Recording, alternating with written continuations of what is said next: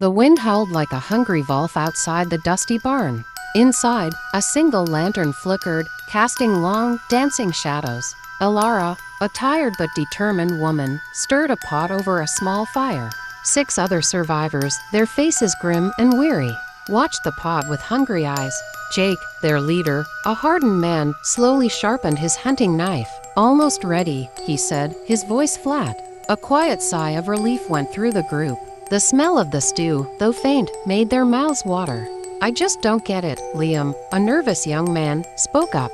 "How is there always so much food? We haven't seen a living animal in months." Alara poured thick, steaming stew into their worn bowls. The portions were surprisingly large. "Don't ask questions about good things, Liam," she warned.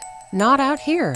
She handed a bowl to Sarah, a frail 10-year-old girl, who held it like it was the most precious thing in the world. "It tastes different tonight," Sarah mumbled. Jake and Alara exchanged a quick, silent look. "Just extra seasoning, kiddo," Jake said to Sarah, forcing a cheerful tone. "Eat up." Liam took a spoonful of the stew. His eyes widened. "It's amazing," he whispered. "I've never tasted anything like it." As he ate, he found a small, odd bone fragment in his bowl. He picked it out, looking at it closely. "What is this? It looks almost like..." Jake quickly snatched the fragment from Liam's hand. His face showed no emotion.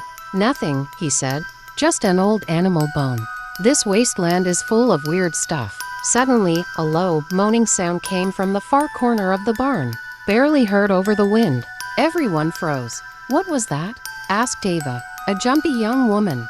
Jake slowly stood up, his knife still in hand.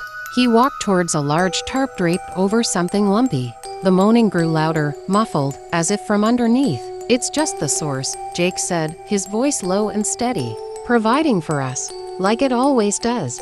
He reached the tarp and hesitated, then reached underneath it. A sickening, wet ripping sound filled the air.